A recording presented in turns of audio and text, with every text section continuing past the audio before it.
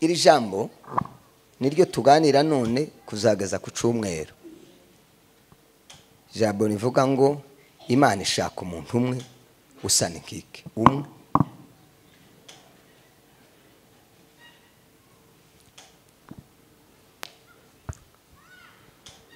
Mu isomo rero tuzigamwo niki cyatumye Imana ibura umuntu umwe.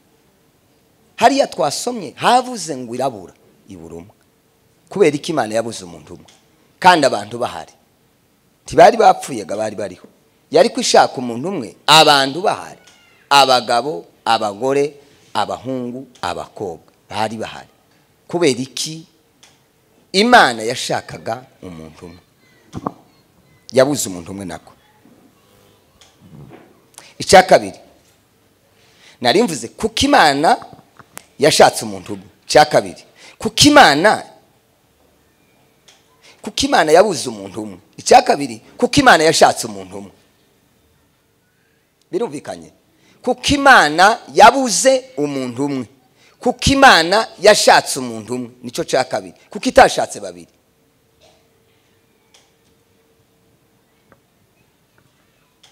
Kandi mu mubare muke ubaho mu bantu bize imibare, umubare umwe n'umubare uvuze rimwe n'umubare muke. Iyo ushizeho kabiri uba utangiye kuba umubare mwinshi. Isi Imana kuko yashatse umuntu umwe. Cya gatatu tuzavuga ninde ukwiriye gusana inkike. Ese ubu inkike isanwa n'umuntu wari we wese?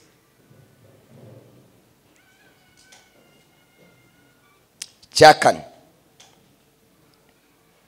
umuntu ushobora guhagarara mu cyuho aba ari umuntu umeze gute?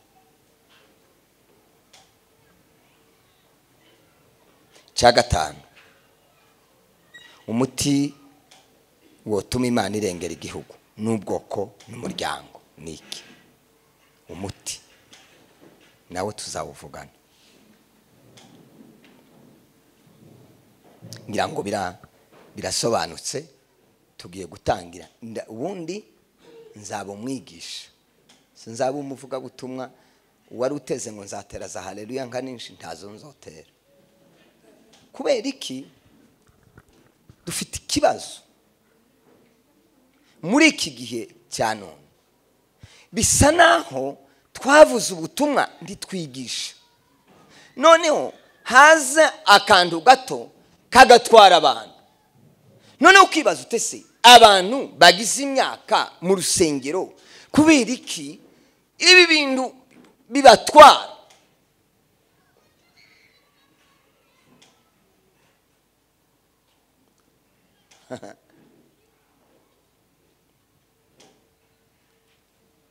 Hari umuririmbyi waririmbye ngo mimi mali ya Mokozi hata milele. Siko baza bavuga. Ubundi ubutunzi bw'umuntu, amafaranga y'umuntu tiyobwira umuntu ngo ntunkoresha. Haya, ifaranga zawe, inka, imodoka, uvuga ubutunzi bwawe. Ubutunzi nda munsi bwo kubwira ngo ndanze ntunkoresha. Ese ko birumvikana? Mimi mali ya Mokozi. Mfite ibibazo ntarabonera ibisubizo ngira ngo ni mu ijuru, ariko mfite ikibazo nariko mbivuga hariya. Bibiliya iravuga ngo mu Baroma ngo tuvuye mu bubata bw'ibyaha n'amategeko ngo tubimbata z'ubuntu. Nasanze ntaho twavuye ntaho twagiye. Nukuvuga ngo twavuye mu bubata bw'ibyaha tuva mu bubata bw'amategeko twama twinjira mu bubata bw'ubuntu. Ubuntu bwamavuga ngo nzababata, kandi ubuntu ni Kristo. Niwe buntu. Timwibuka iyo bavuga, ndazagugaruka hano gato. Timwibuka iyo bavuga ngo umuntu n'umunyabuntu. Siko bageze bavuga. Iyo bavugaga ngo umuntu n'umunyabuntu yari umuntu umeze gute? Ugira gute babye? Ugira gute? Utanga.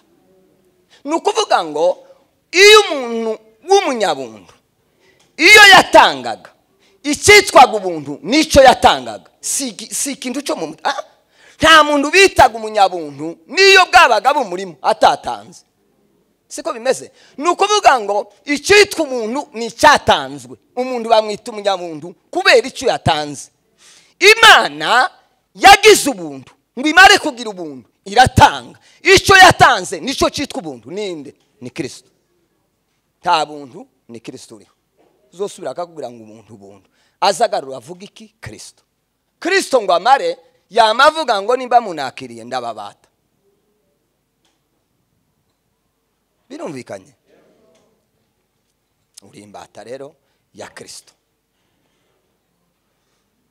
Nutaba imbata ya Kristo uraba imbata y'ubuntu.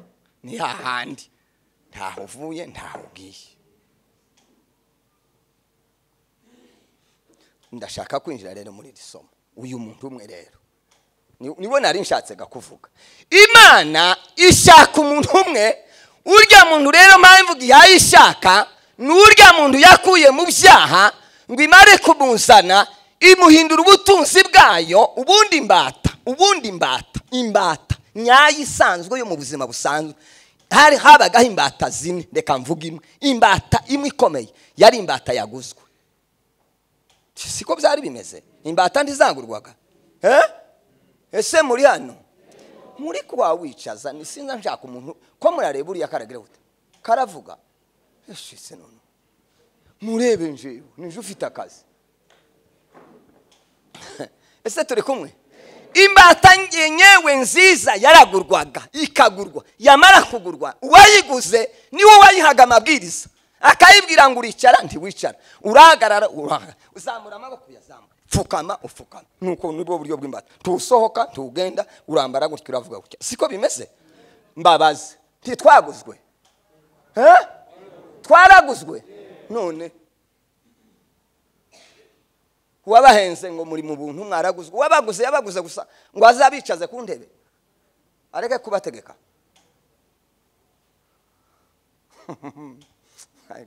Bipfubira aho ngaho n'abana.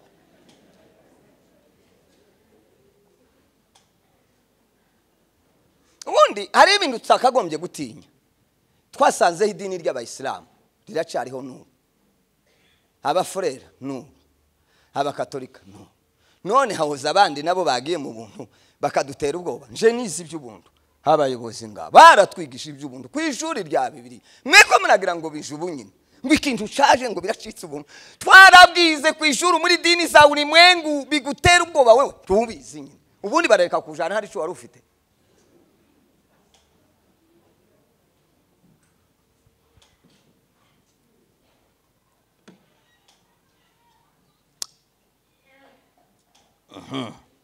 Ako kari gaciyemo urubutunzi bw'Imana. Ubwo urubutunzi bw'Imana izagukoresha icyo ishaka.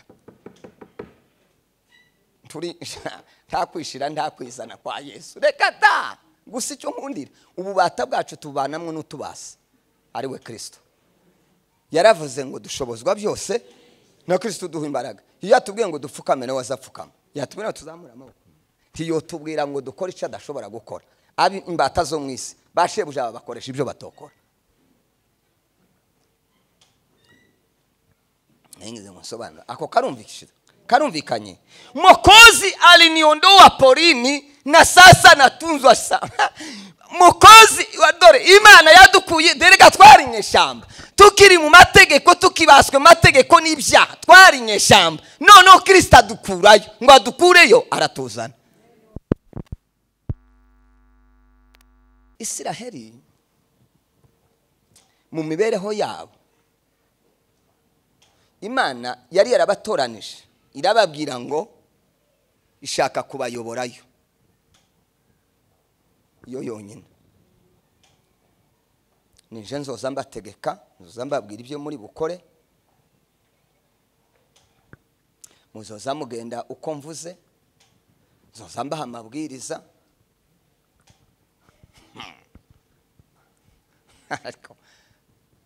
ariko nje ndi mu kuyoberwa ibyo abantu bari mu kwiga. Ukuntu arahumiwe.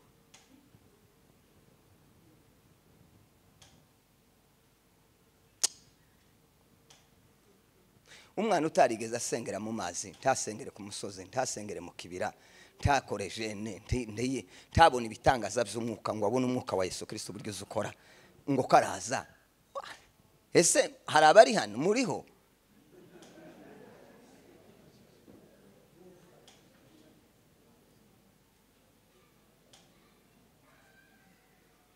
ubundi ubutatu bw'Imana, nta Mana, nta Yesu, nta Mwuka, ntawe. Mureke mbereke ubu nyine ngewe nusohoka hano hanze, timubona ko ndi umupastori, ngasohoka nta muntu unzi, kambara iteni ya gisirikare, nta muntu wonita umupastori, bonita umusirikare. Siko bimeze? Keretse umuntu unzi utanzi yonita umusirikare. Ubundi Imana yararemye ngo imare kurema, mu kuza kudusubiza ubutware twanyazwe, ibona itoza mu shusho y'ubumana, yambara ishusho y'umuntu ngo imare yiyita izina ngo ni Yesu Kristo. Ndetse kuzosome handi havuga ngo Emmanuel, ngo bisobanurwa ngo Imana. Uku nukuvuga ngo nta Yesu, haje Imana yiyambika undi mwambaro w'umuntu, ariko ari Imana. Ko birumvikana? Yambara umubiri ariko ari Imana. Ni nka kurya ubu nyine mfite amazina atatu, Ndibwo Ndaheranwa, Twayingabo, Fidele. Imana yaremye ari Imana, ngwize kuducungura yiyita Yesu, ngwize kuja mu ijuru ibande Umwuka, hariko ni Imana, nirya Mana tatani pipi. Ariko usaya ari mu gusa naho hari wikindi kintu cakane, Imana, Umwuka, Yesu, Umwuka n'ubuntu. Ni ngako bimeze. Timuri mukubona ari ngako bimeze. Umuntu akukubwira Yesu ari mu Kristo, ari mu kukubwira iki? Ubuntu. Ni ikindi cyakane cyaje. Wotandukanya ubuntu bundimo nanje, njewe ndi umunyabuntu, njewe bwa buntu navuze bwo gutanga. Wotandukanya Mudaheranwa n'ubuntu bundimo?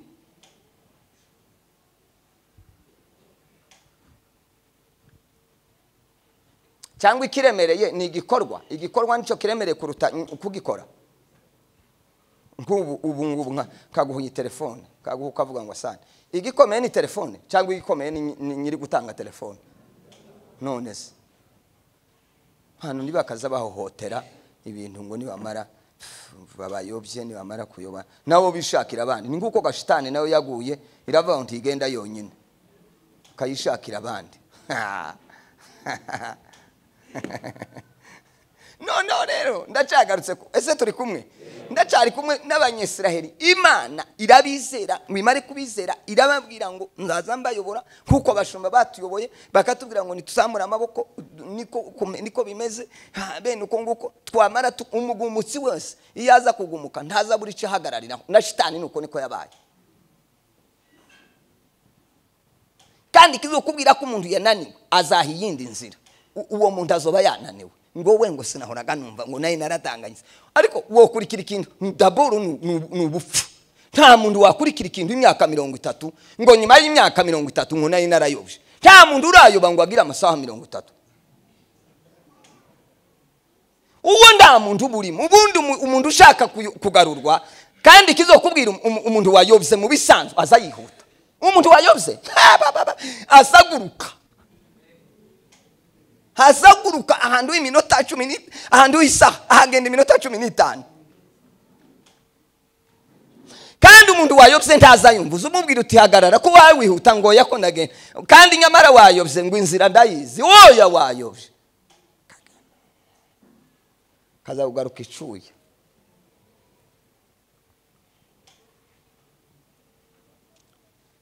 Isiraheli Imana irababwira ngo nzabayobora njewe, kandi ndoroheje, nzabitaho, ngo bukeye umunsi umwe. Ariko mapepo ni gitangaza. Soma mwumve namwe Bibiliya, Samweli wa mbere.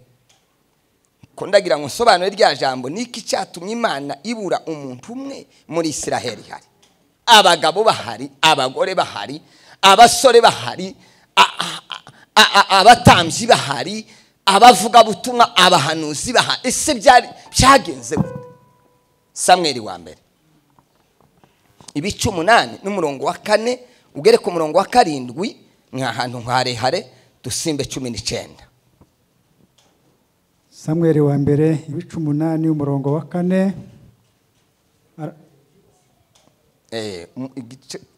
no kuwa 4 kugeza kuwa 7. ego aravuga ngo nuko abakuru ba Isiraheli bose baherako baraterana basanga Samweli i Rama baramubwira bati dore uri umusaza kandi abahungu bawe ntibagendana ingeso nk'izawe none rero utwimikire umwami aje ducira imanza nk'ayandi mahanga yose. Ariko iryo jambo ribabaza Samweli ubwo bavugaga bati uduha umwami wo kuja aducira imanza.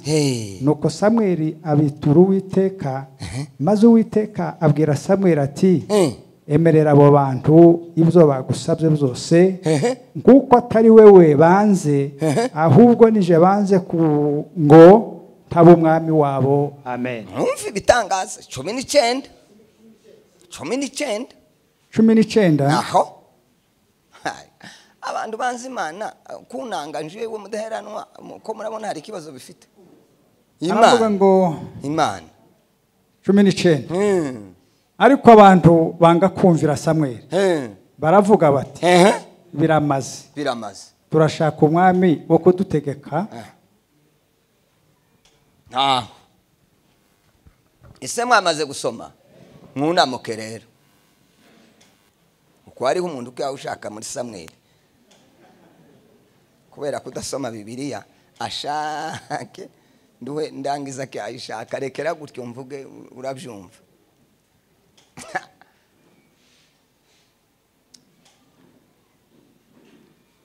Aba bantu aya makuru murayumvise namwe ngo amaze gusaza Samweli abantu baraje batari ko abana bawe ntibari mu gukora neza none ko turabona nta uzagutsimbura kandi Imana ndi yari yababwiye ko abana ba Samweli aribo bazatsimba apana ba Samweli ba Eli abana ba Eli nuko bari babwiye Samweli ati genda gutubwire abana ba Eli ntibabakora neza none tubonye ko nda muntu uzasubira mu mwanya wabo. Ninde wari wababwiye ko abana ba Eli aribo bazasubira mu buyobozi? Mwumva impamvu buryo abantu baza batangira.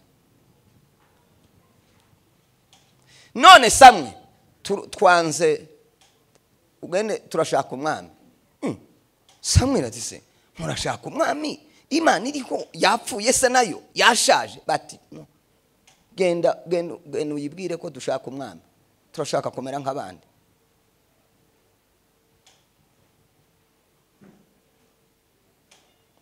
Ejo nari kumvugana n'umushumba umwe pamaza ndetse ko wasohotse mu rusengero ukaja gutangira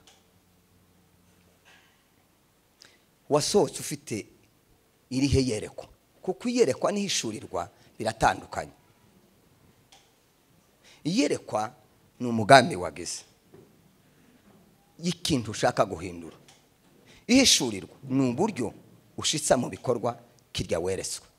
Ndamaza se niki iyerekwa ryawe nirihe?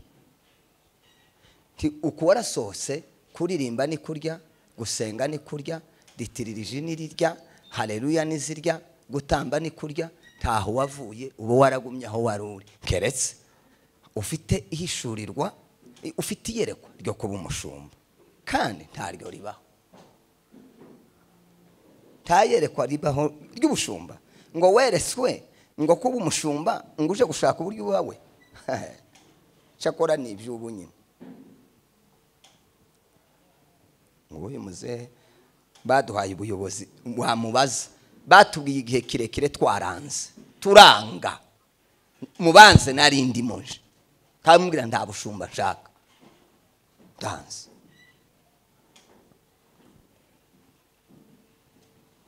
Ubundi babwikwegera batabuze tibabuze haba nanje sinabimenye sinzi ukuntu nyine bambwiye baranumvisa ko bambonye mu muhamagaro nibo batoreraga bakatubwira bati ni twebwe maso y'Imana ni twe nuko turabyumva. Ariko iyo nza kubimenya ibyo nasanze mu nkasanga iyo bansobanurira nkane simba narabayeho nukuri simba narabyemeye. Sikurara ukurizwa no utabyaye ukararurira ngo ni nane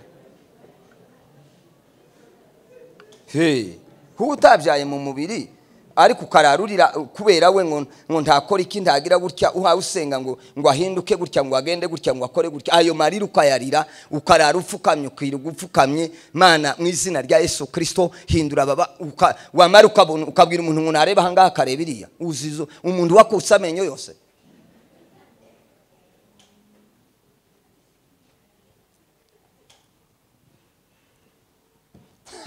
Bariya nta mutwaro bagira pe.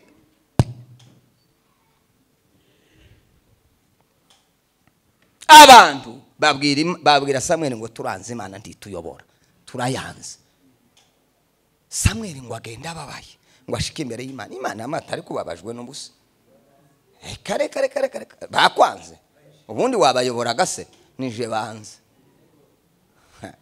Kandi akakaramfashije. Iyo umuntu atanye nzamubwira ndigenda, uzahura na shitani iyo ngiyo muzavugana. Kuri abantu banga ubuyobozi bwiza, abantu banga ubuyobozi bwiza bagakunda ubuyobozi bubi, nico ngiye kubabwira. Urusengero iyo haba nk'inkoni cyangwa hakaba gasho, uko abantu baba bari ku murongo. Nkuri ndakaza akagira akabereka mwogeze nayo ibintu kubera ko Imana yabayoboraga ikabagira imbabazi, ikabaha ibyo abarundi baravuga ngo ibyo ubuntu bitera ubupfu. Noneho Imana ibwira Samweli, ese turi kumwe? Imana ibwira Samweli, iramubwira ngo mbere yuko mbaho umwami ndamubaha uko bashatse, ariko reka mbanze nkubwire ibyo umwami azabakorera, ugenda ubibabwire neza. Sema amen. Ijambo ry'Imana rirasobanutse, hitamo icyo uri ushake gukora. Nibyo biriya by'ubuntu nibagende bakora uko bumva, ariko Yesu azaza.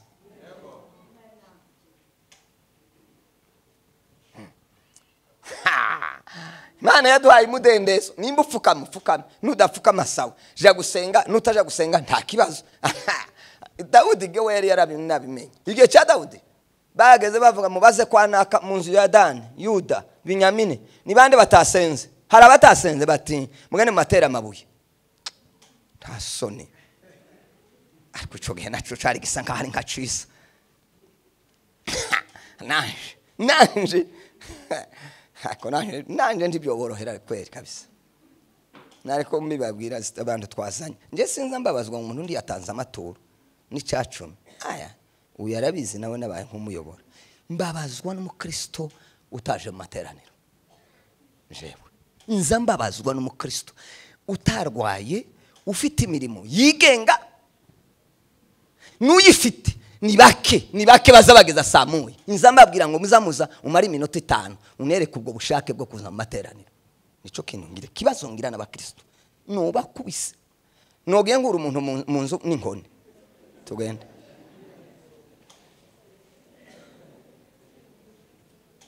Tubareke iyo tutabaretse Bibiri ivuga ngo tuzababazwa. Ngoze kwikorerana n'Imana iyo nikoreranye nawe ko we ko dushoboranye, ikibazo niki? Nguranduka undugaze abantu batutse Yesu bakavuga ngo ni Beelzebuli, nico bitutse ndawuranduka ngo ni daimoni. Yesu baramwe ngo mukuru wa daimoni. Tiyigeza iri kibazo ati mutuke ndi kukazi. Sema amen. Amen. Titwaza ducika intege bashumba. Sinababwira gucika indege nobwira abangaba nanje ba petit frère, ariko amuze hari asinobabwira nobwira ngo ndi bacika indege kandi bagihagaze bakihaye bakora. Nitwe rero nitwe twabatsimbuye bo kuvuga, musigaye muvuga bakavuga ngo murashaje. Turi basha rero kandi twamize ibyabo, twarabimize. Ndakuborohera, ndagutinya n'uguhangana. Ubundi se dutinyira iki?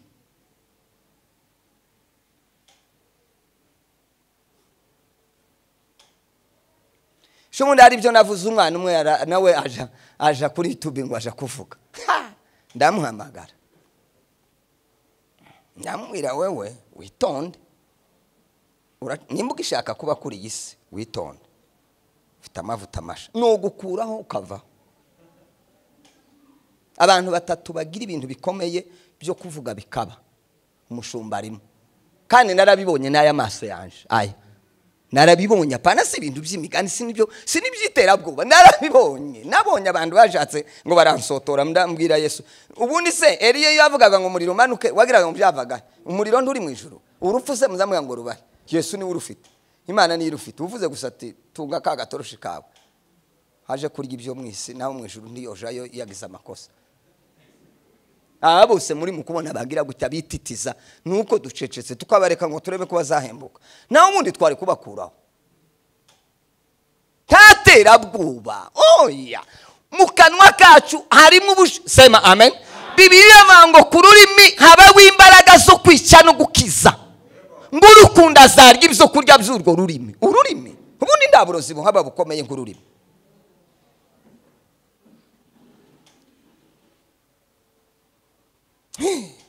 twebwe tugendera ku byo batureze discipline baduhaga tegeko ntabyo kugenda gusa dutambika amaguru ngo tugiye gutarama uko dushaka ku murongo murataramira he biragenda gute byarije kuja gutarama twasabaga gahusha iminsi itagenewe kugira ngo nageze ngira ngo batu ariko nasanze ari wo murongo ayo mavuta rero ndi saya none ga naya kera twarayamize si ibyo kwigira biturimo nuko genda babwire ngo abahungu babo bazoza barara izamu ntabararaga izamu ngo yatangiye ico gihe bahungu babo bazabarara izamu barare mu mvura kandi utazagakora neza azarya inkoni uyo ni Imana gakirabwira Samweli genda babwire aho abandi nabo abaraye ku buzamu abandi bazaja ku ntambara babarase bapfe tayo barwanaga ari ndabara barwanaga Yesu Kristo niwe wabarwaniriraga kende babwire kandi abakobwa babaza bateka imigati bazaba bakozi hariye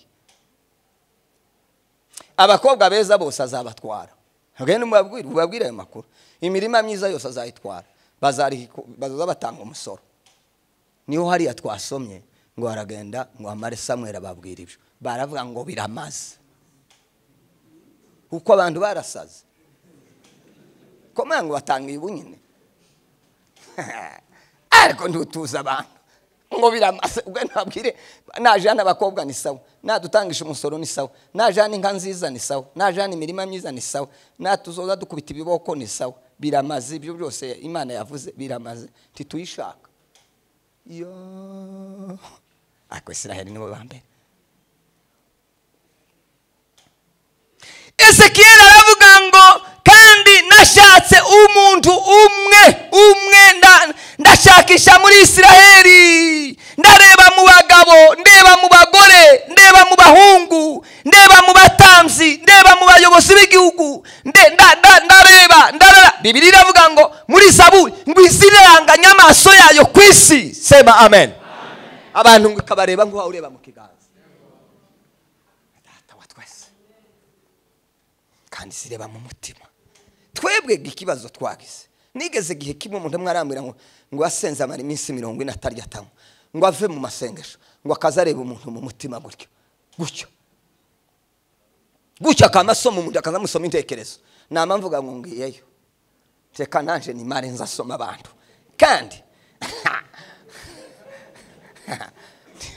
bazabahuye n'ingora kuvuga ngo nzasoma mu mutima w'umuntu basa mbona iyo mbano sino ishobora tawo ba mu rusengero mbwira Imana ndi ingiyi sino ishobora ingiyi ndeke nabo mfite mbanze ndebe ko mbashorera yose nubaharibisha nkabura n'umukristo numwe yewe warashoboye Imana igumugishuza wihangana jewe reka ndekera aho ngaho ibi yampaye reka nihanganira ingiyi Imana gayo Imana ngo irabitegereza sema haleluya isiboni bwina mu mutima wakwihisha abantu ukihisha umushumba ukihisha abadiakoni ukihisha abandi ye umva ngubwire Imana kirashaka wewe wenyine ku gatwe kawe Imana ndizi turebera mu muryango ndizi turebera no mwitore izireba gutya kazireba wewe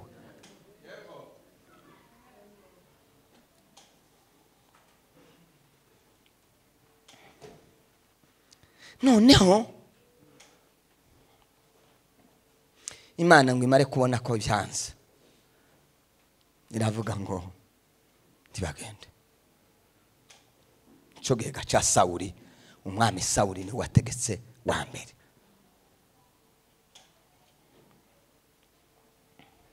Niki cyatumye Imana ibura umuntu umwe?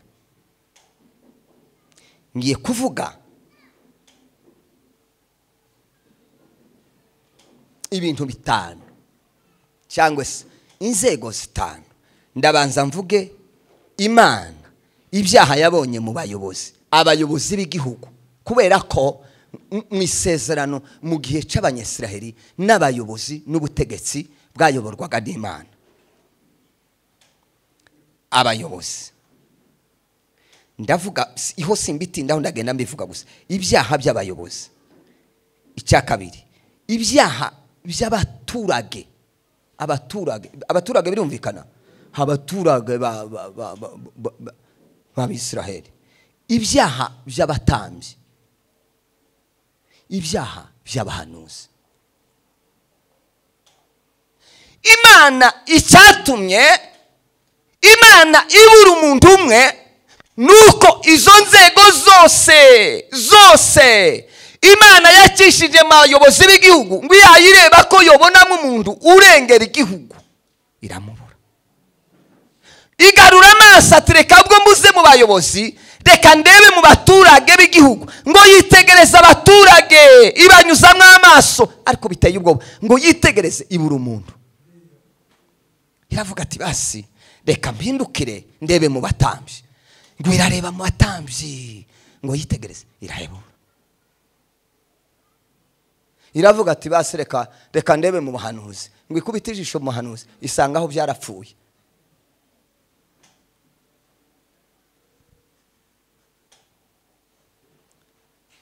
Izo nzego zose kugeza na bugingo n'ubu zirahari. Ubuyobozi burahari kandi biravuga ngo butangwa n'Imana. Abaturage barahari, abatambyi barahari aribo bashumba, abahanuzi barahari, abavuga butumwa barahari, kandi Imana ishaka umuntu umwe ushobora guhagarara mu cyuho akarengera ubwoko, akarengera umuryango, akarengera ubwoko. Yarabuze.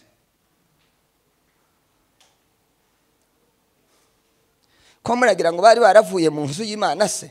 Yigeze kubabwira rimwe, irababwira ngo aba bantu ngo baza banshimisha iminwa, ngo ariko imitima yabo iri kure.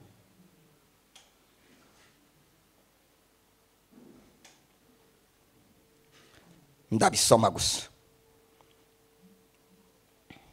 Ibyaha bitanu by'abayobozi bakoraga. Icyambere, bishingikirizaga imbaraga zabo bakica.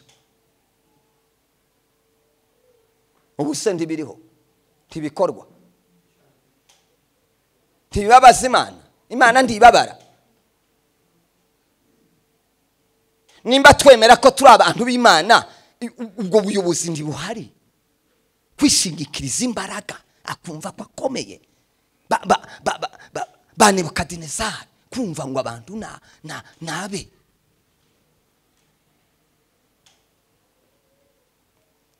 Imana ngo yitegereze iragaya. Imana iragaya, iravuga ngo ibyo muhaye mukora simbihambishima. Daniel ibice 4:27 muraza kuwasoma. Bami ba mbere abantu babandika, Bami ba mbere 21:13. Abafilipi ibice 4:13. Ariko reka dusoma aho Abafilipi. Abafilipi ibice 4:13, Timoteyo wa mbere igice cya mbere 12. Mba nshaka ngo ntanga ibyanditswe bigaragaza ibi. Abaheburayo ibice 4:12.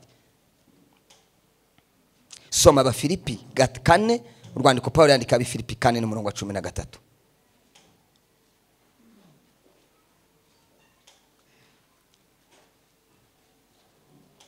Ihute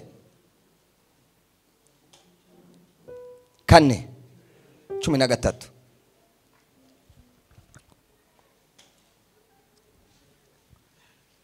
Kombona bihaye bigira.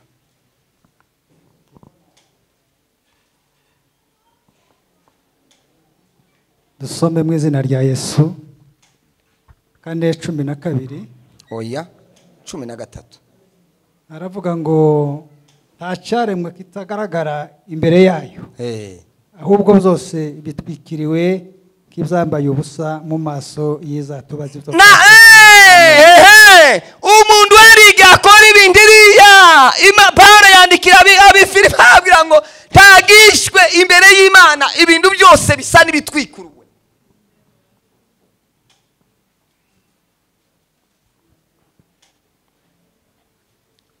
Shaka ukore wishe, shaka ubikore bimeze gute, ariko Imana kiragira gute? Ngiki kibazo cyari mu buyobozi.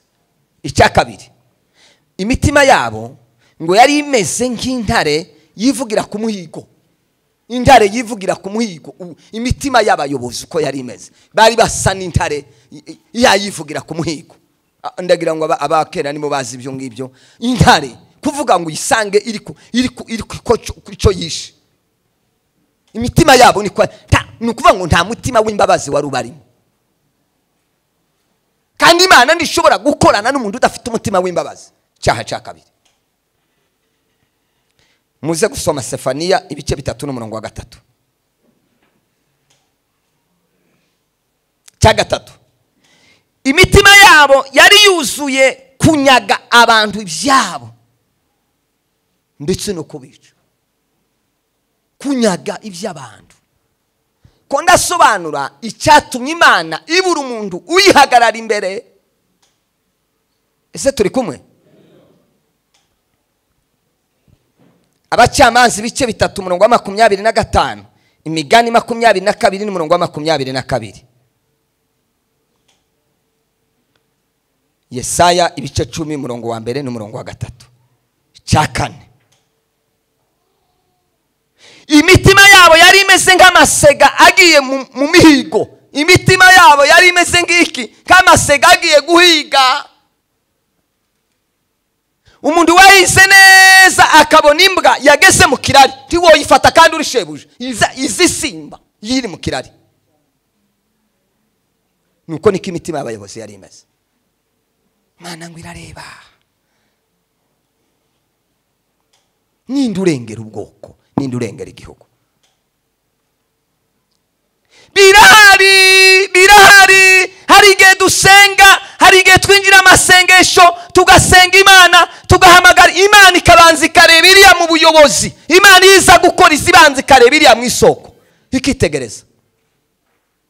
Ese turi kumwe?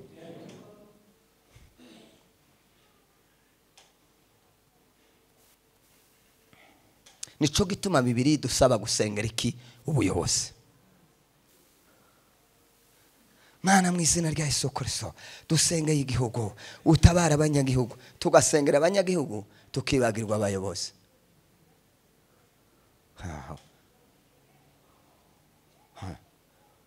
None tuzakira gute?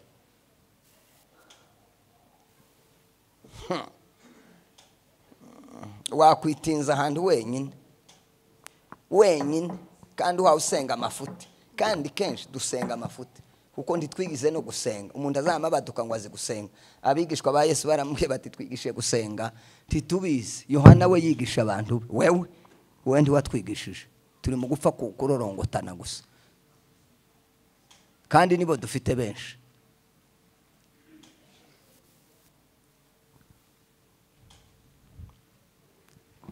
Mana ngo ntaco ndico ngo imbere yawe. Aho ntacuri cyo imbere y'Imana. None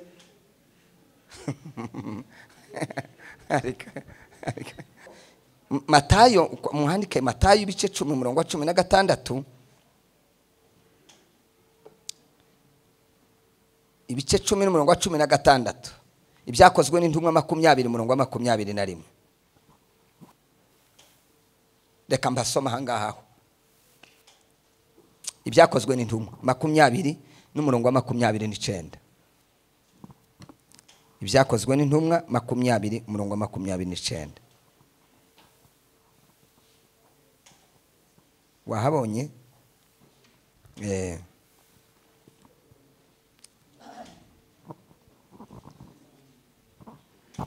Noneho mufashe uriya muntu karandika, kandi ntureka kwandika by'ukuri, kandi ni byiza pe.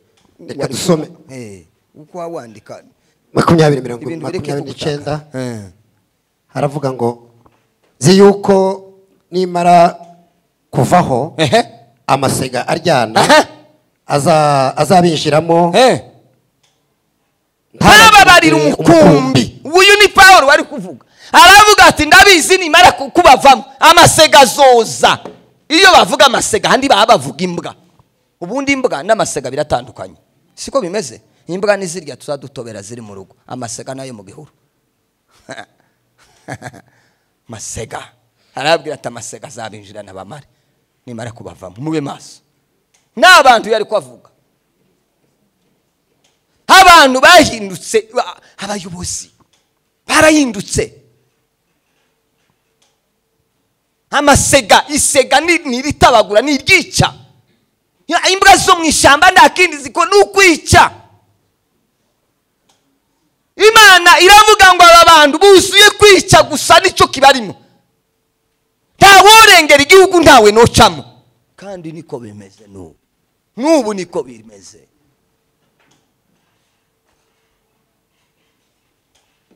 Icyaha cya nyuma cya gatanu, bashakaga indamu, abayobozi bashakaga indamu z'uburiganya. Tibiriho se, tibiyaye bikorwa.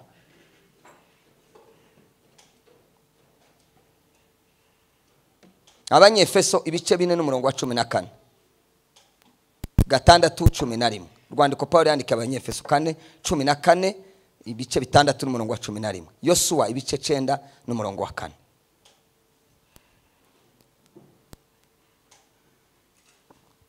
Ko birumvikana? Ko ndavuga icyatumye Imana ibura umuntu umwe muri ico gice rero cy'ubuyobozi, ba meya, ba gitife, abakuru mu kagari, abakuru mu murenge, ba guverineri, ba inspecteur, premier ministre, abakuru b'ingabo, bande irabura. Ngo imare kubura, iravuga ngo ubwo mbuze mu nzego, reka ndebe mu baturage, ndebe ko mbona mu muntu umwe.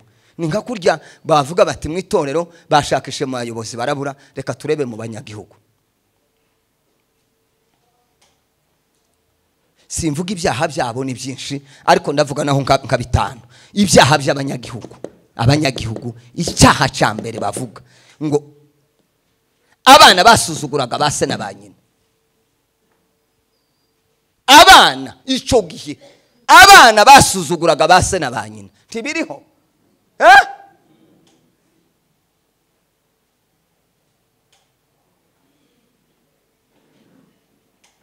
Mama wacha wewe wao kujifunza, acha wewe. Wewe ni mushamba. Wewe ni mushamba. Mushamba ni umuntu.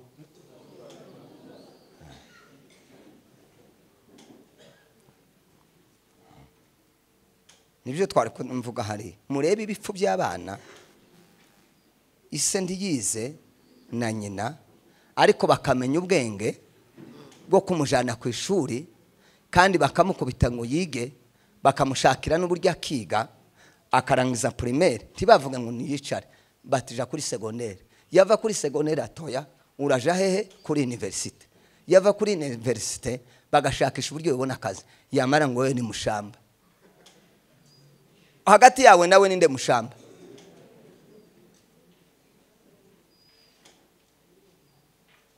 Mutegere, mwumve nico kibazo cyabaye. Imana ngo irebe maturage. Ikintu cya mbere yamyireba, isanga abana ntibubaha base na banyina.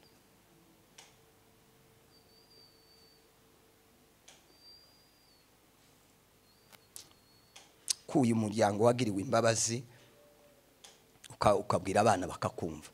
Njyewe kubera ko no mushumba nzi ibibazo aho umubyeyi yazakarira akakubwira ikibazo cy'abana 1, 2, 3 batita ku babyeyi, bafite ubushobozi, bafite uburyo, agasa naho yavuye mu ijuru atavutse.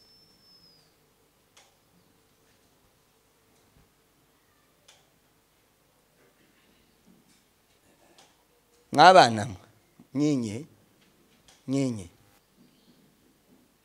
muwe werevu, niba mushaka kubaho neza, Bibiri iravuga ngo niba ushaka kuramba ngo n'imyaka yawe ikaba, niko Bibiri ivuga ngo imyaka yawe ikaba myinshi ngo wubahe so na nyoko. Ubwo bwenge narabumenye cyane. Ndi mu bantu bamwe wenda bake nageze mvi Burundi nkamanja ku mugorore. Iyo twavuganaga n'ababyeyi bakavuga ngo turagushaka, n'ubu nibwo nariko mbiteganya, ariko barampamagaye baravuga ngo turagushaka. Nama mbabwira ngo nzashaka amafaranga ejo. Ndaza kwanga ku mutima wabo babara.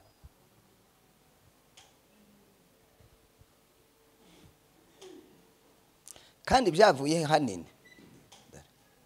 Ubwenge nabukuya. Vuga ndi nibaza kurangiza mbaza umwe nti ngahe nkumvugaga ijambo rimwe, nawe urabizi ko nagushoreye none ugeze hanyuma. Ngahe mvugaho ijambo. Ambwira ati Imana izaguha ibirenze ibyo wankoreye niryo ryonyine. Maze urebe uburyo biza. Tamana uzosenga basha timuzo haba nkerisiyo mu kuzimu iyo hejuru ntayizabumva mutumvira ababyeyi ntayo tiziruhu izigira guri.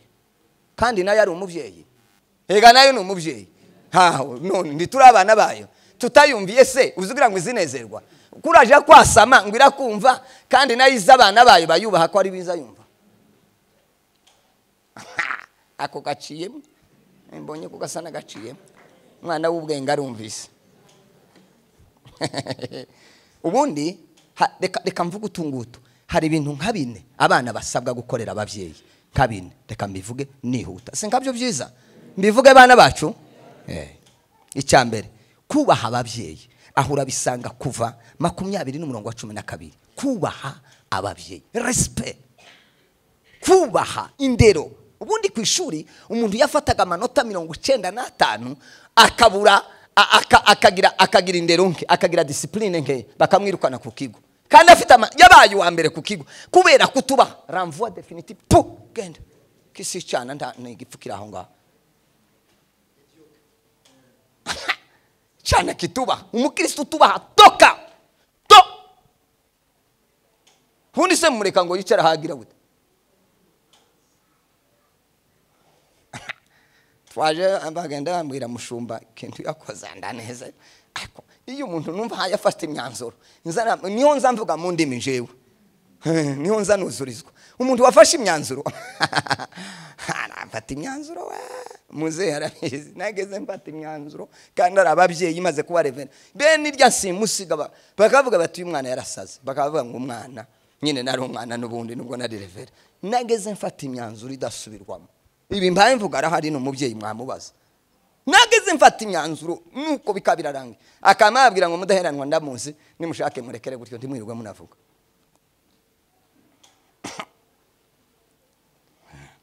Nabaye umuntu wa mbere utangisha abantu apana gutanga amafaranga. Ngenda kumubwira ndamansi waducira umuntu nta bintu bijya byo kuvuga ngo $5,000 $1 arambwira ati ibyo bintu nibyo bibaho, birabaho wewe byemere pfa kunshigikira unshigikire wewe unshigikire mfite uburyo mbipanga bazuza batanga tubatangisha inka $5 zizubaka paruwase.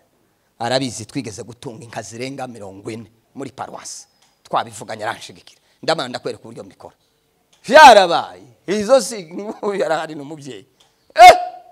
Imyanzuro sema amen. Amen. Kubaha ababyeyi, abana mwubaha ababyeyi mububahe, ni wewe wenyine niwe Imana ishaka. Icyakabiri kumvira ababyeyi, kumvira andi bisabye ngo wumve icyo umubyeyi yakubwiye. No, kora uko yakubwiye byumva. Ngo nje simbaye mbyumva ngo muze iki banzo bikore. Naje kwaza ababyeyi mushaka iki? Niki mushaka? Mumbwire icyo mushaka ari cyo nkora. Mumbwire nico cyanzanye. Muvuge icyo mushaka. Mbabwire ngo iki ndagishoboye, iki nyuma y'amezi 3 nzagishobora ariko mbikore. Nje nabaho nabi ariko ntibabeho nabi. Nibwo buryo bwiza. Jewe nkanara bo bakabaho neza. Kubumvira apana vuga ngo arashaje ngo ibintu usigaye uvuga ngo ndabyumva ndubyumvike toka tubyumva gute.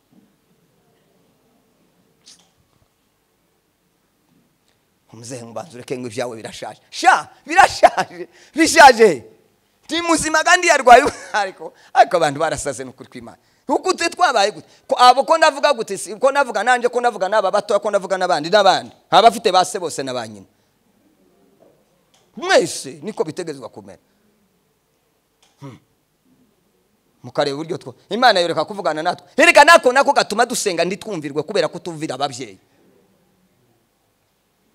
Mana mwizina kuravuga mwizina rya Yesu haleluya muri mundi misaya yavuga ngo uriya ndiyo bivugaga mu bandi mu mutima yavuga ati se kuriya karasenga urumva ko murumva ngahega ni dusubizwa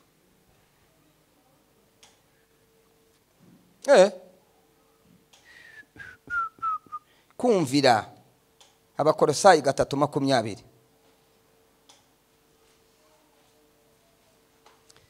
cyakane kunezeza ababyeyi kunezeza ababyeyi kunezeza ugakora akantu umubyeyi akanezerwa akazayoberwa ikintu cyabaye ukamuhendahenda ukamubaza ngo akanda ashaka nyakombwira papa twicaye ese ko mbambona amaguru yabyimbye byabaye gute ndamubwira wewe uza wambara urukweto minsi yose urukweto ndirukuva mu gitondo nari nabigenzuye mu gitondo ishosheti urukweto ndakugurira agakweto koroheje tukaza wambara ishosheti uze wambara umwuka uhumeka numara ukura inkweto ni ukuvuga ko yabonye ko kera mbaye mugenzura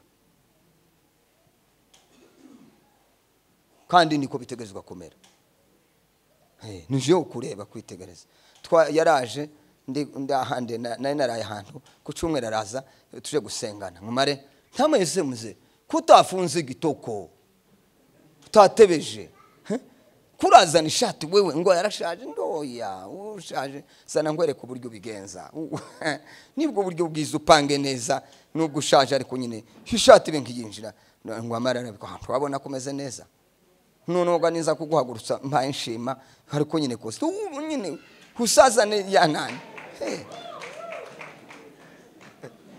naho ngo reba ibyo papa yambaye hako wewe mu mutwe wawe ntiyazima yambaye gute gituma utaho bipanga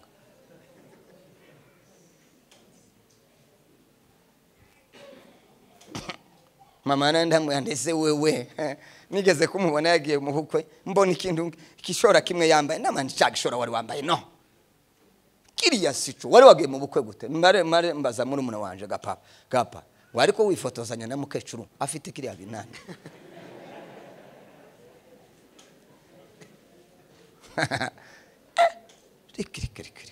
kiriya si ikintu ciza ntangaza mubwira nyine bimwe nzambona bipanze neza ni bene kiriya tamandi kiriya cyo nzokugurira uzugikubita nyine ogire umererwe neza kiranashushe none amen abana mbaye mvuga sa bacu gusa nanjye nundi uri hejuru yanjye nundi niko bipanze ita ku babyeyi bumvire ariko mbavuze nka neza ni ku mutima umwiye kunezeza imigani 23 n'umurongo wa 24 kugeza 25 imigani 10 n'umurongo wa 1 n'umurongo wa mbere ariko reka hampasome kuko nahanditse imigani 10 n'umurongo wa mbere haravuga ngo umwana w'umunyabwenge anezeza se ariko umwana w'umupfapfa ababaza nyina yego umwana w'umupfapfa azabaza nyina ngwiyo haikuangalia inaangalia nani niki kitamureba yenye haimwangalia ni nini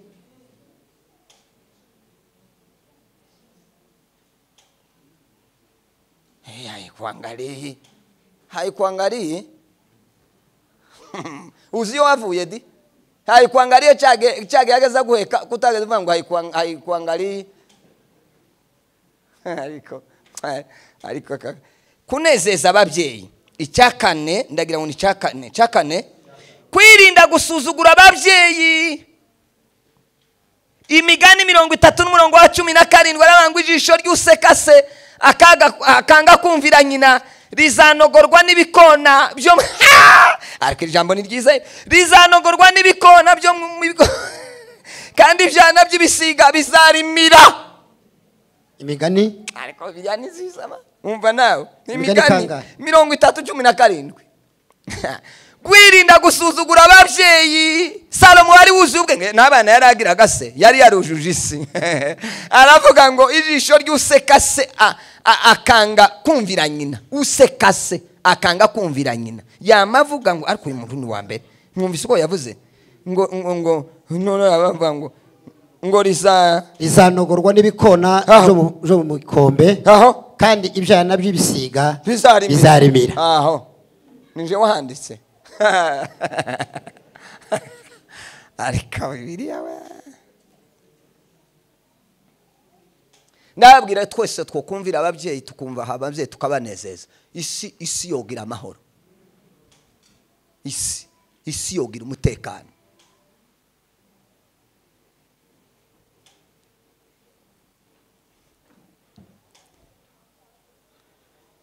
Cya gatanu, kumvira amagambo y'ababyeyi. Kumvira amagambo ababyeyi bavuga ukayumvira. Imigani 6:20 kugeza kuri 23. Iri naryo niryo zari intangaza ryanyuma. Gutunga ababyeyi bashaje.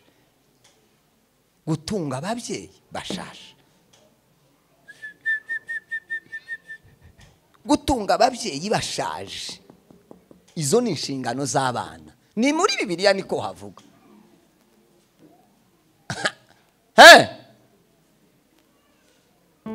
Esiriya ko murumva? Ko mwari mwunamye mwari ko mureba iki? Ko murandika? Mudasanga bariya. Umumshi ko basubije bose ngo barandika. Ariko munsubije neza yemwe. Mani baho umugisha. Reka tuwasoma hanga hanyuma. Gutunga ababyeyi bashaje. Gutunga ababyeyi bashaje.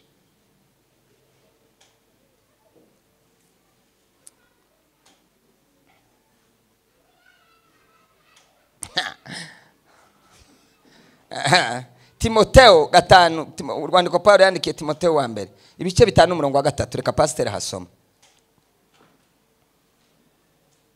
Ese natinze? Imana ishimwe. Ko mwe byivugiye mwenyine. Hasome mushumba. Timoteo wa mbere 5:3 kugeza ku wa 4. Paulo yandikira Timoteo. Aravuga ngo wubahe abapfakazi. Bara abapfakazi bishukuri. Iri jambo naryo muze muryumva neza. Iri jambo muze muryumva neza. Muze muryumva neza ubwoko bwacu. Tuze twumvikana kuri iri jambo. Bibiliya iravuga ngo ntimukandike umupfakazi utarakwiza imyaka 60 mu gitabo. Uwo si umupfakazi. Niko Bibiliya ivuga. Umuntu ufite umwana umwe, umuntu ufite abana 2 naje gushaka. Nagende. Naje gushaka, ashaka umugabo agenda aje gushaka.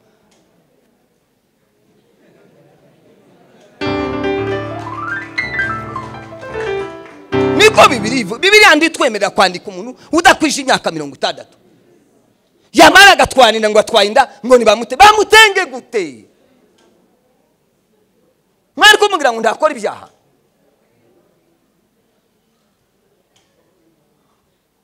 Mirongo 60 niko Bibiliya ivuga ngo aribo twandika mu gitabo ko aribo bafakazi nyabafaka. Sinje ubivuze ni Bibiliya. Abandi mwende ubundi mu mico yacu nabyo twari dukwiye kubikorera seminari tukabyumva ko umwana wafakaye afite umwana umwe 2 n'umuntu ukwiriye gushakwa n'umusore. Hapana kuja ngo bashaka umusaza. Kubera iki?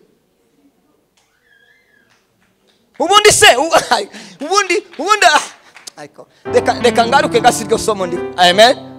Haleluya. Haleluya. Ese wari wahamaze yaratara hako kari gaciye musari. Ariko umupfakazi niba afite abana cyangwa abuzukuru agire gute?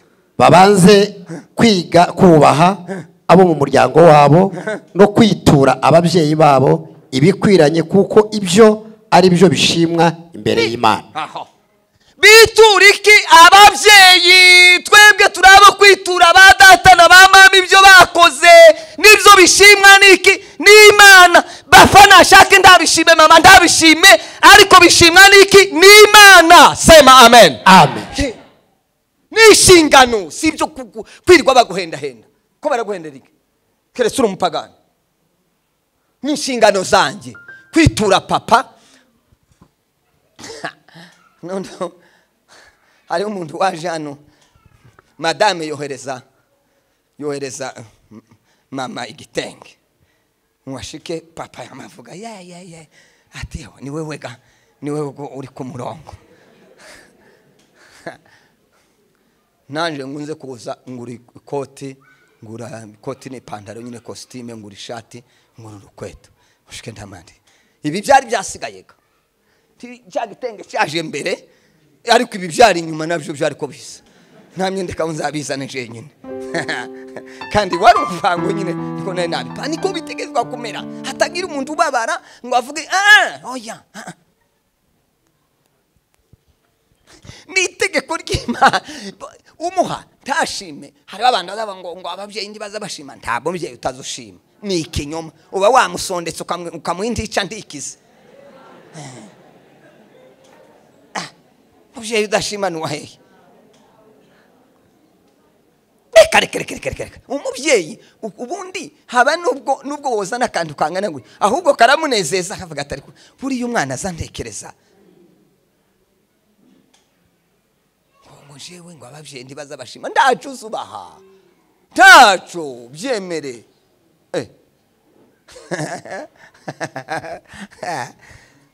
Sema amen. Amen. Haleluya. Amen. Tumupe Bwana utukufu. Haleluya. Amen. N'inshingano zacu kubera binanezeza umutima w'Imana. Imana buriya ibyo nkora byose ikintu kize kinshimisha, nzavuga ndabizi ko banezerewe, ariko cyane cyane umutima w'Imana.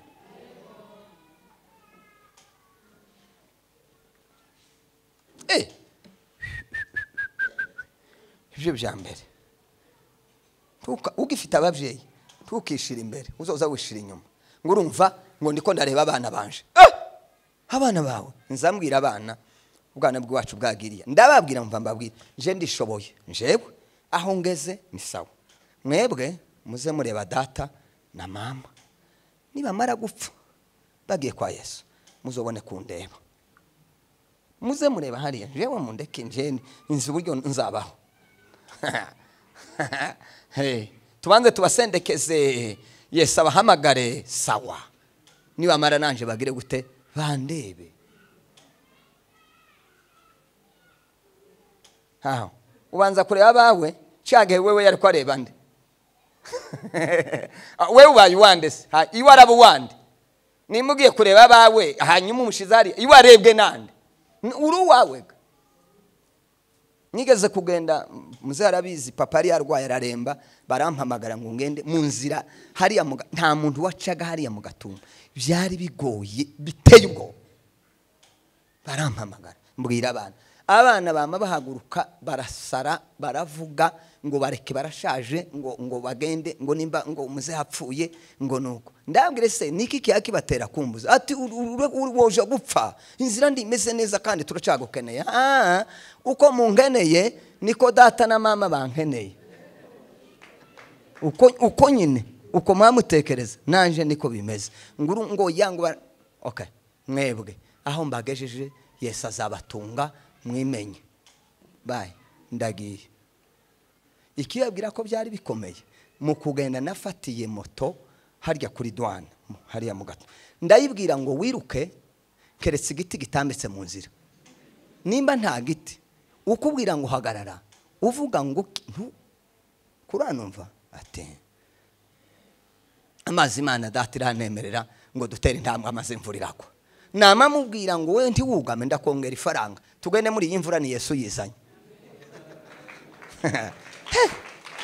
Kubera iki agatima k'ababyeyi ibyo bavuze nangaga ko wenda yitaba cyangwa natitaba, bambwiye ngo turagushaka bubyinzira ndibabizi ntibazi nayo makuru, kandi kubera ko naringiye kuri ababyeyi n'umutima w'ubushake n'umunezero n'ubushake bw'Imana naragiye ndagaruka. Niko bimeze, umuntu umve uwo birya bimurya.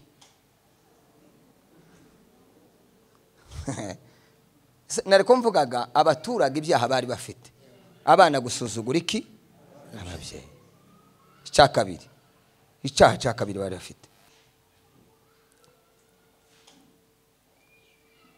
ngo abashitsi bagirirwaga urugomo, ni ukuvuga ko abaturage bagiriraga abashitsi urugomo, babafataga nabi, barabagomeraga. Ni nkuko twavuga ngo iki gihugu dore ko cabakiriye neza, Imana ihabwa icubahiro, mukabana nabo, aba bantu bazabona umugisha w'Imana. Bazabona umugisha kubera iki? Abashitsi bakiriye abashitsi, babashira mu mirimo, murako. Uyu no umugisha w'iki gihugu. Uku kubaho kwanyu uku mumeze gutya, nukuri kw'ijambo ry'Imana, bazagira umugisha ku bwanyu. Sema amen. Amen. None ngo ico gihe Abisiraheli abashitsi babazagamwo ntibabafataga neza, babagiriraga nabi, bakagira ivy'urugomo, bituma bibabaza Imana, ngo Imana ibitegereze irababwira ngo nta muntu uhagarara imbere yanje kubera urugomo. Abaroma igice cya mbere n'umurongo wa 19, Zaburi 58 n'umurongo wa 2 kugeza ku wa 3. Abaroma igice cya mbere 19, Zaburi 58 n'umurongo wa 2 kugeza ku wa 3. Yohana wa mbere igice cya mbere n'umurongo wa 9. Araho napanze ngarukira, ndiko ndahegereza. Amen. Muracyari maso? Amen. Ko birumvikana ariko? Asante. Icya gatatu, bagiriraga nabi imfubyi n'abapfakazi. Bagiriraga nabi imfubyi n'abapfakazi. Aka kantu, iki kintu, iki singitinzeho, siryo somo siryo somo, neka nigarukire. Abisiraheli ntibigeze baha agaciro imfubyi n'abapfakazi. Imana irarakara, irababara. Nico gihe yababwiye ngo nta buye rizasigara kuri mwebwe, muzagenda iminyago mugira imyaka 70. Hasoni abapfakazi bari mu kubarira mu maso, n'imfubyi muhari, mukarya mukamena.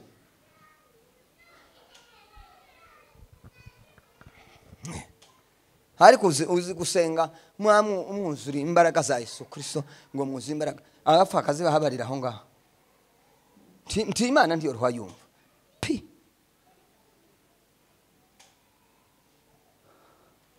Kugira abapfakazi ni ikibazo kitoroshe, dutegerezwa kukibera amaso mu ijambo ry'Imana, kitareba ngo uyu ni wo mu muryango, kubera ko nubwo yo bumfakazi wo mu wundi muryango, iwawe ndawuriho, ni ikibazo utamenya kiriya kibazo kuko kikugeraho.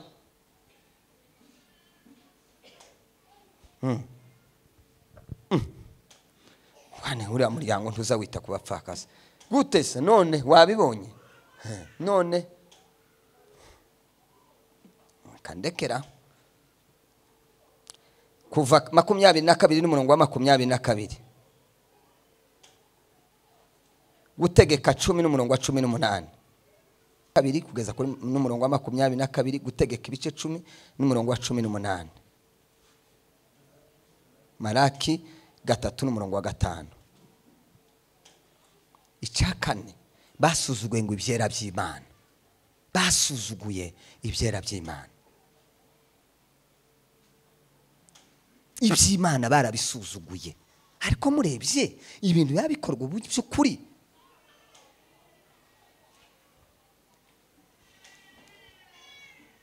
Amen. Haleluya. Amen. Bibabaza Imana gusuzugura ibyera by'Imana. Daniel ibice 5 n'umurongo wa 2 kugeza ku wa 3.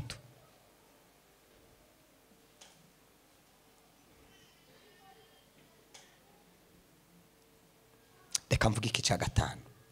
Muri bo ngo hari huzuye kubeshera abandi. Hari huzuye kubeshera abandi. Ariko ndi muri mukubibona mwebwe, nta bantu bari mu kubeshera abandi, kandi bitari hanze, bitari mu bapagani, biri mu nzu y'Imana.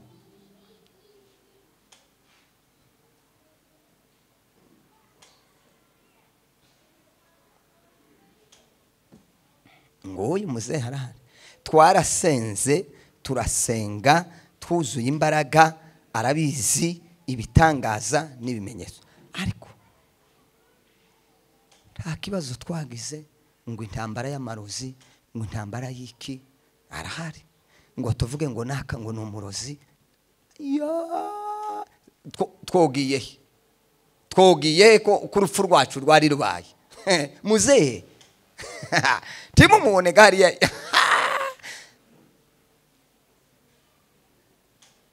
woja he gute wovuga kwanza wa ningo kuja kuri tribunali hageze abiyo dutarama mu gicuku nda muntu ubizi tugasenga iyo ngiyo nda muntu nijwi ndirisoke kwa Egemayi bari baratwigisha uburyo bwo gusenga tutavuga kandi mukuzura umwuka ariko natwageze twiga ibintu byiza. Hariho abantu batoshobora bazagira ngo none iyo bazamurijwe ngo niho Imana izayumva. Nasanze rimwe mu Kongomani hariya mu Rwanda ku mupastor umwe ahagize iminsi 3 yaragize iminsi 2 agasenga abaturage baraza baje kubwira pastor pise nibiki biri muri iyo nzu yawe none akagira isoni zo kumubwira. Ndahashika umunsi wa 3 arambwira ati mfite ikibazo ngo uyu wacu ari mu gusenga saa 9 abaturage bamereye nabi none kutamubuje ngo yagize isoni mukubwirire ati mumbwirire jewe sena nzanirirwa ngorwa nuko turaganira umetoka Uvira umekuja kwa hapo umeona namna gani? Arambwira ati hameze neza, ati ndabona rwose abantu bameze neza, ni maombi hapa. Umina la mkaga saa 9 za usiku naomba Mungu unaomba Mungu saa 9 unapaza sauti unapaza sauti ati habaja kufunga ati unanifuga namna gani? Hano nta muntu uzusohorijwe saa 9 ngo mbona mchungaji ngo hakuniambia wewe usiongeze. Unajua hapa hano rahazi hapa ni Rwanda. None aje kubaza pastor aramubwira ati atari ko nyine ati ntibimeze neza. Sasa mbona hakuniambia mchungaji? Yamambwira ati haba no kubujoka simjuka ati nubundi mbyutse nubundi mbyutse byongeraho ingaruka nyine. Uko muzamubona ibintu bizatwishe nuko utabwira abantu. Kubesherana biruzuye byaragwiriye. Nagiye ahantu ngo nje gucyaha abantu barambwira batirinde abana basaze babatamba twarambiwe bati nduvuge nimvuga bati barakwita umurozi nanje mbite ko ari bo. Ikigoye niki nibavuga ngo umurozi mbabwire ngo muri abarozi tushorerane twese so gusenga ni musenge mushamburi ndabashamburiye. Batunwengereje baririmbye dutegereje dote turahebura tubura uko tugira abantu barivungira babura uko tugira uhagarariye ngo ari umuyumbe MC igitatu turamurirwa uburyo ngo arangiza umusore wari uhagarariye amatubwira ngo ese birori nibiki ngo mbona abantu bose ngo musobanura ibirori. Mbona abantu baracecetse nari umushitsi nabambaguruka reka ngo usobanure muri abantu beza ntimuzi ibirori. Aha twaje kuvuga inka turi mwikoshanya timwamona bari abice hariya na abakwe natwe turi banyirurugo turashaka ngo dukoshanye dukwe twaje gukwa nibyo birori dufite ntidufite ibirori byo gutamba ibi ntabyo biri ibi murimo ntabiriho.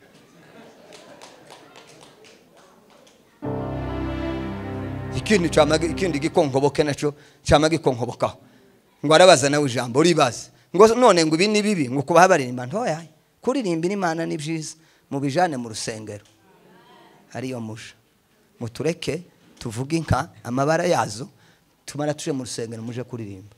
Aha ni nkaho muhamuririmbira mu muhanda bo bita basaze ngo dusohoke bamambira ngo kuriya ngo kwa mavuga ngo urumurozi naje nkavuga ngo nabarozi siryo. Ako nikitanga erega abantu bazabisaza mukareka basazi ngo basare twabagaruye batarasara ngo baje kwa Rujante niriya mu Rwanda bazabajana yabasazi. Amen. Amen.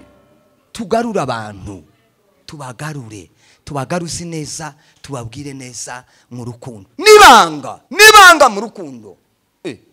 Hanyuma baranga mu rukundo, nitumara tubagire gute? Tubuze abantu bareke kubeshera abandi, tubabuze, tubabwire ngo no, mureke kubesha.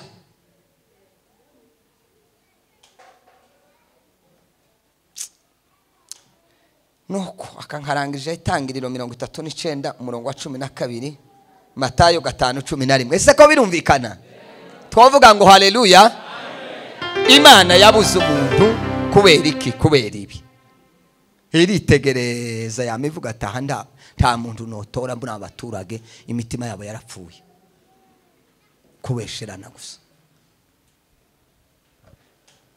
Mwabyanditse Itangiriro 39:12, hanyuma Matayo 5:11, Mariko 14:56,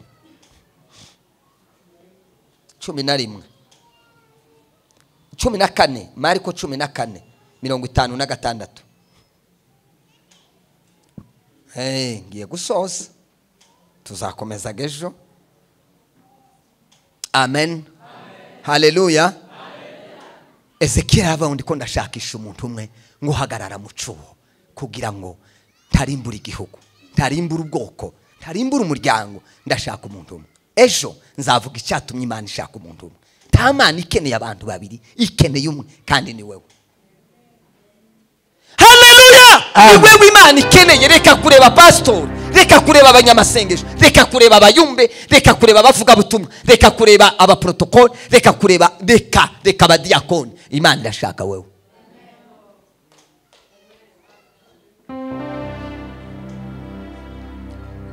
Soza ku byaha bine by'abatambyi. Abatambyi baratambaga babakora ibyaha. Mvuza bicogiye, hatagira uza gukwega ngo buriya ngo avuze abangaba mwe.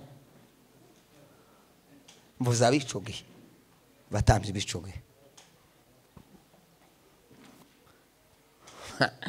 Nagiye kwigisha ejo nariko ndanga inyigisho muri nani hariya Kitengera, ngo nariko mbaho uburenganzira bwo kubaza.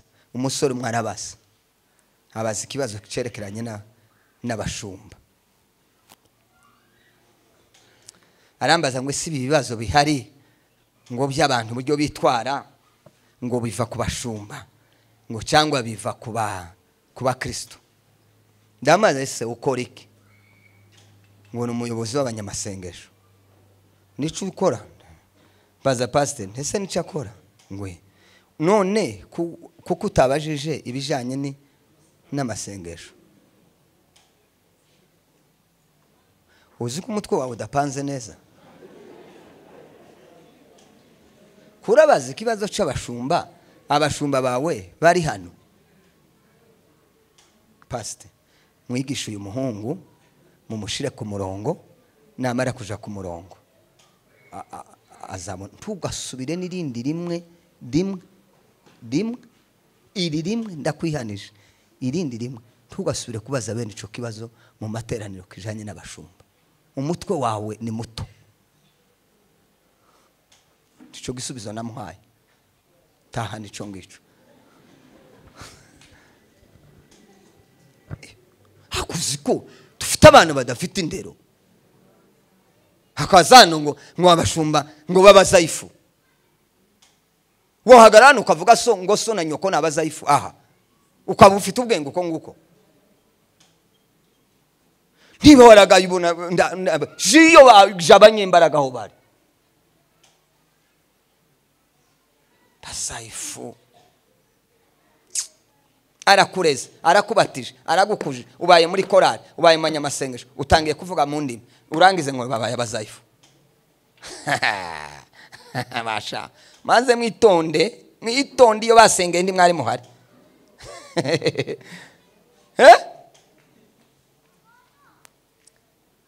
Buriya no bangibwira muzehe ngo nahaguruke ngo atambe. Ngo vasi ngo utambe. Arabishoboye. Yatambye ndarabaho, sanga yatamba, nanje ndatangira, turatambana none amaze kunaniwa mubwire ngo ni umunebwe ngo ubwo atahagurutse ngo atambe uzohagera si yo hayuja yabo hayivuga ngo tiwe ko ndakura mbaye nsubira inyuma wasubira inyuma imyaka naho ko wahuje imbere nibakureke nuko gusa umuntu azoba yarapfuye takubone ngo akubwire ese birumvikanye amen igihe cy'umuntu imyaka izifasha aba basigaye bagira impuhwe urabona ngubu niyo abasore bahabasimba akava hagasimba ari kuri abaza bahwera umutima uzamumubwira ngo arikubita hasi ngo akubita umutwe hasi abarapfuye nico nizo mpuhwe bariya n'abanyempuhwe naje ubwanje reka ngende muto ariko nanje sigaye ngira impuhwe kandi naratambye byenyewe naratambye oya pana utungutu two kugira umutamba ndiyagire nikivamo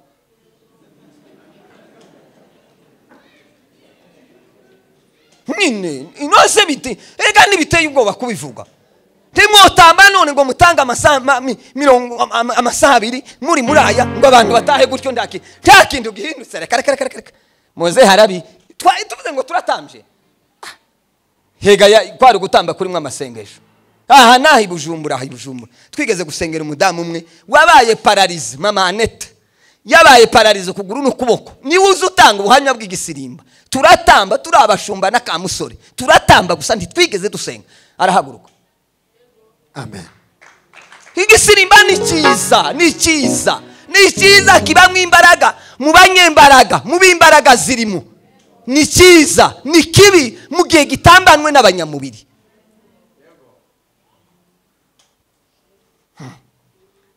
nitumara ngo turekere gutyo gusa turahetera za haleluya 20 mwe mwozihanganira haleluya 20 gute umwe narangiza ngundi mwe se mwarushe twarushe nyine ashitse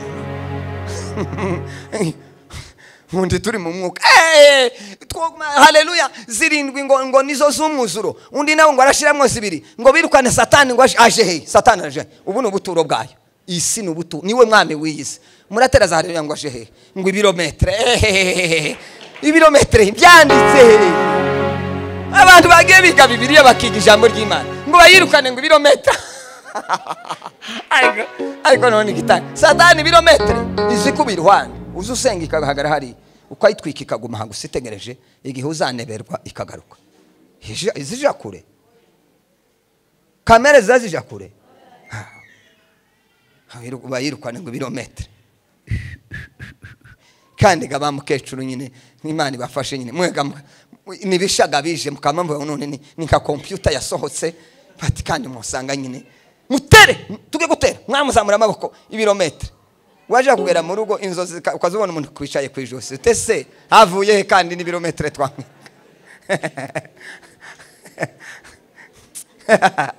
ariko mana we none nagiye Kampala rimwe bantumiye mu rusengero none ngo batangire gusenga abahungu bakama bagenda akamaja ku ruhome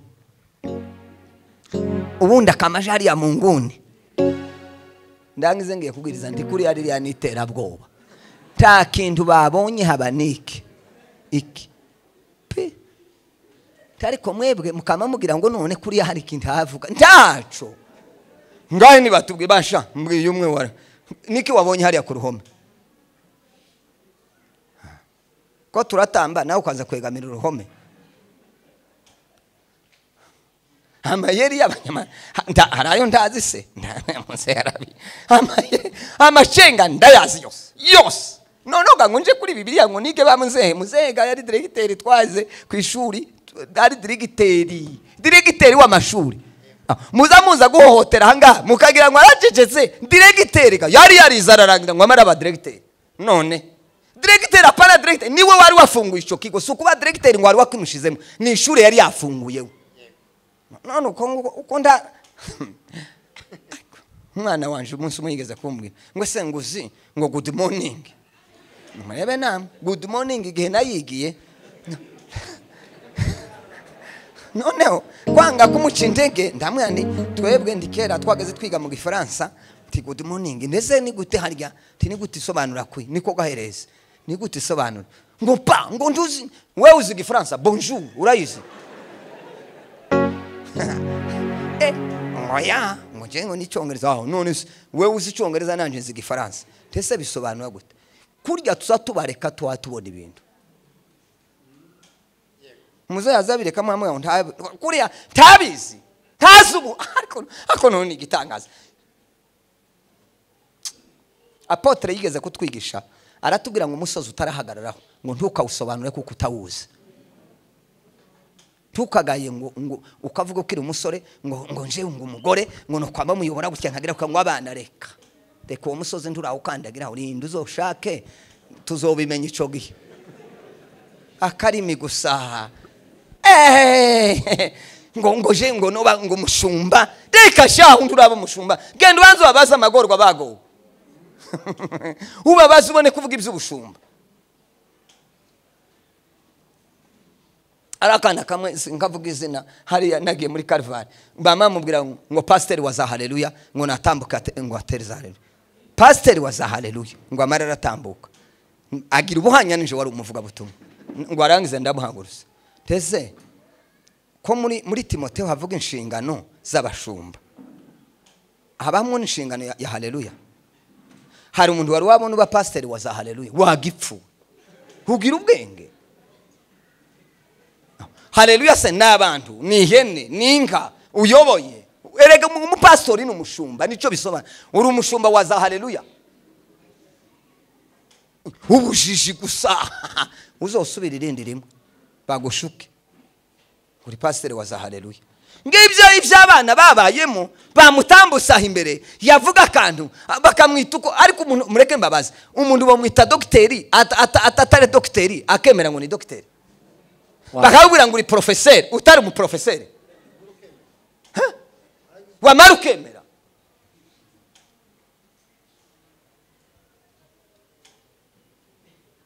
Mungu umwe twiganaga yigeze kubwira mu professeur turi mu mwaka wa 4 yatwigishije uwa mbere uwa kabiri uwa gatatu yamamubwira ngo tu fou ngo ni igipfu haramati je suis fou tu es fou ni igipfu none aramubaza tese hagati yanje nawe ninde gipfu naguhaye ubupfu bwanje umwaka wa mbere ngo ubupfu bwanje umwaka wa kabiri ngo ubupfu bwanje umwaka wa gatatu none mu wa kane naho nariko ngo ubupfu bwa kane kandi ubwo bupfu bwose niko ukabukorera ikizamini ugatsinda ku bupfu bwanje naguhaye none igipfu ninde taragusubije sha wari ni we gipfu nyine wo kwicara imbere y'igifu kikagwigisha imyaka 3 wamara ugakorera ikizamini ubupfu bwiwe yamara akakubwira ngo watsinze ku bupfu bwanje nibyo rero nibo bana dufite bari mu kutubwira ngo turi ibipfu twara baraduhaye ubupfu kuva dutangiye turi abana tugahaye ariko mana we Mungu awasamee na wasaidie amen amen abatambyi tibakoze uko Imana ishaka kandi bakomeza ubutambyi Imana irababara irabitegereza ibura umuntu nubwo mvuze gutyo hariho abatabikora neza hariho abadahagaze neza imbere y'Imana hariho abadashitse inshingano Imana yaduhaye kisi mpaye mvuga Imana yaduhaye uburenganzira bwo gucaha bwo kwigisha bwo guhanura no guhana Imana arabiduhaye Imana yaduhaye ngo niyo bushumba yo kwereka abantu umurongo haleluya Imana yaduhaye umwanya wo gusenga tugasengera itorero hariho abatabikora Imana irababara n'inshingano zacu n'ibyacu twarabihawe ni ngombwa kubikora tukabikora n'umutima ukunze ubushake Imana ngo ibitegereze iravuga ngo ya cyambere bishe ngo amategeko y'Imana bahawe tibahagarariye ku ijambo ry'Imana ubu nta mategeko ariko kandi ariho ijambo ry'Imana bagendeye ku ijambo ry'Imana, bagendeye ku marangamutima, bagendeye ku nyungu zabo. Imana irababara, tibereka abantu ijambo ry'Imana rishobora kuyobora abantu ngo abantu bagaruke, babaha imitekerereze yabo n'ibintu bidasanzwe turi mu kurema. Hari ibintu turi mu kurema bitari mu ijambo ry'Imana kubera iterambere, tukabizana mu nzu y'Imana kandi bigasa n'ibikwiriye kandi bidakwiriye. Imana ntibikunda, ntibikunda Imana. Bashumba, ababyeyi bacu, natwe abandi bari munsi yacu, mureke dukurikiza amategeko y'ijambo ry'Imana. Nicyo cyaha cya mbere nicyo Imana yabagayemo. Irababwira ni muvuge ijambo, mubwire abantu ijambo. Haleluya! Mubwire abantu ijambo ry'Imana riza rihindura. Ijambo ry'Imana ni imbuto zimera, iyo ryageze mu muntu riza rimuhindura ryonyine, tutarinze gushiramo imbaraga zacu. Cya kabiri, ntibubahe ibintu by'Imana ngo byeguriwe Imana. Hari ibintu byari byareguriwe Imana, Imana irarakara. Hari ibintu biri mu gukorerwa amatorero ukayoberwa ibirimo, ukayoberwa ibihaye biba. Amateatre ibiki ngo nibize mu rusengero. Aha nahera Imana. Imana iziko yeguriwe Imana, ibi ni iby'Imana. Imana ubushize hari umuntu wampamagaye ngo arashaka agatuti ko mu rusengero, ngo ariho seminere bafite umuntu uri hanze. Ndamwe wese ufite ubwenge ngo uha agatuti ku rusengero muze kugakoresha ngo mutange ifaranga mu rusengero? Agatuti kabaho Bibiliya? Ibiri mu nzu y'Imana bireshejwe byose, ntimukaza mubifata ngo ariko ngo nibisanzwe, ngo namwe murakabye. Turakabye iki? Ntahanga byeguriwe Imana, nico cyazanye. None se kirya gusubira gukora hanze gute? Mwaguze ikindi cyo gukotesha kigashira hariya, kakariya kakaba ko gukona kandi kokotesha ko kanditseho harvest. Jesus Christ harvest. Ngo akabara kajanye hariya muri stade bakayoberwa. Ese ni amaterane harvest yaje karejejwe akangaka, akandi gasa na buri yabundi buririya ku isoko aka tibihuye.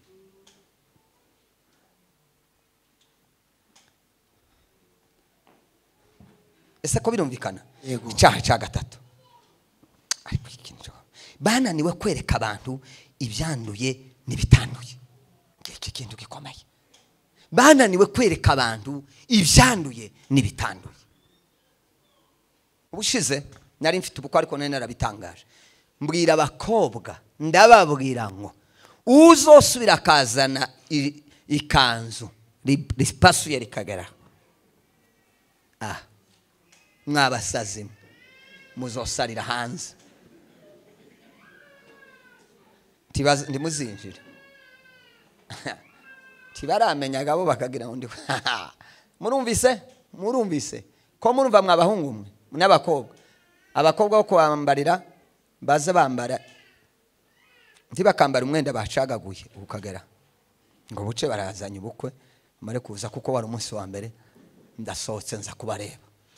Mpamanga umukobwa umwe hano araza, hagarara ndebe neza. Iryo kanzu rirasatuye ngwe, nta makuru bari bakubwiye. Uwari ubahagarariye ahitaza w'umugabo, umusore arambira ngo urumva ngo basanze kera ngo bayakodesheje. Mwirirwe mu modoka, nimuza mukinjira hano murashaka undi usezeranya uyu muntu, biriwemo tibazanasubira, byararangiye, itegeko ryarafashe. Shakuzana imyenda itabaguritse icigaguritse muri ko murayizana mu rusengero. Twereka abakristo ibyanduye nibitanduye,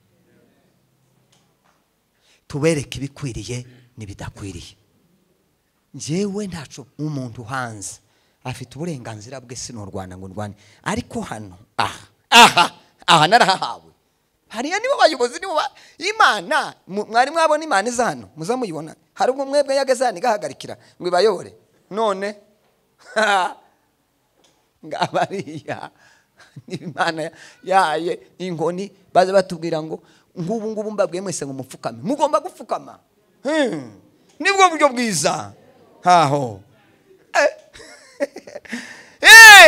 nimwumvira abayobozi, Bibiliya ngo mwumvira ababayobora, ngo mububahe, ngo kubera yuko, sema amen, ngo aribo babereye amaso imitima yanyu. Nta bayumbe bababereye maso, ndabivuze. Nta bayumbe babereye abakristo amaso, nta muyumbe n'umwe ubereye mukristo amaso. Izo nshingano ntiyazihawe.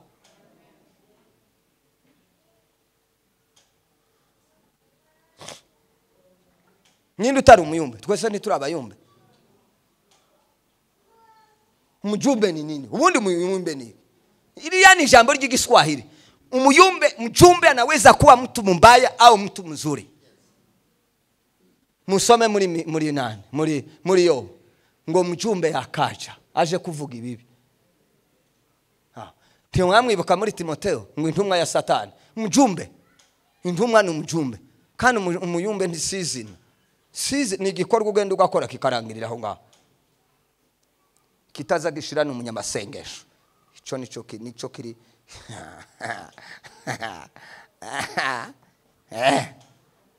Senga se nitarasenze, bose barasenze, basengeye ku misozi, basenge barasenze, natwe twarasenze, n'abahabazi kwanza ntibazosenga uko twasenze.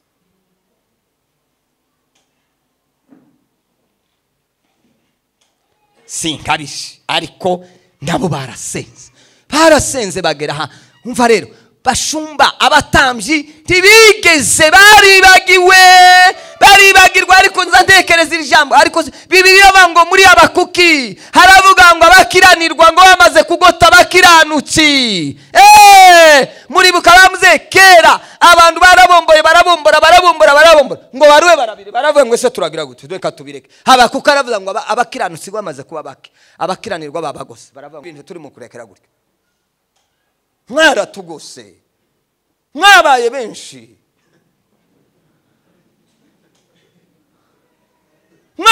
bakunda igisirimba, twagira ngo turavuga batamba bakaba batumereye nabi. Hari ikindi kiri mu gutuma tutavuga.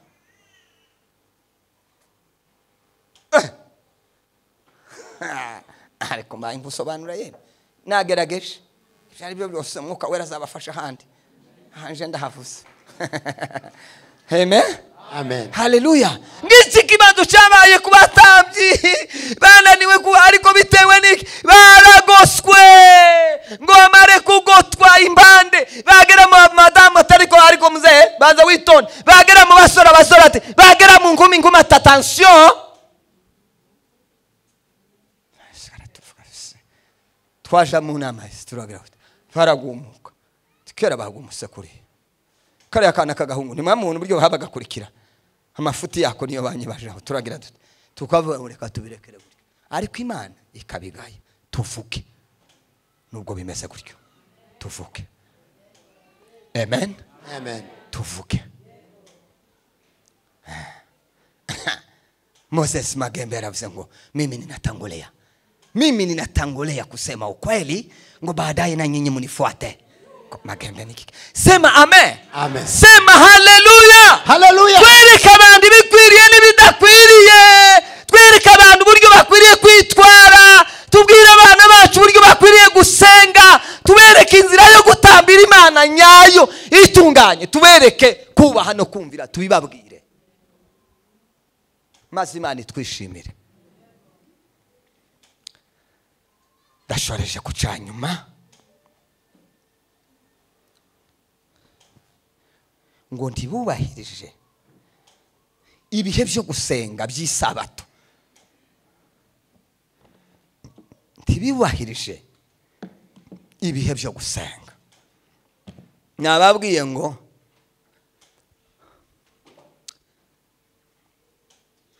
njyewe agafano kanje n'umukristo no kudasenga gusa. Nukuri yashaka kabanza kareka icya 10 n'amaturo akayareka. Ariko nasanze ntawosenga ngo namara areke gutura. Igituma adatura nuko adasenga. Ntidushobora kwivovotera umuntu ngo ndatura hadasenga. Uko gusenga, uko gutanga kova he adasenga. Bakristo bashumba, reka dutere intege abakristo baze mu materaniro, baze gushaka mu maso h'Imana, baze kuvugana n'Imana.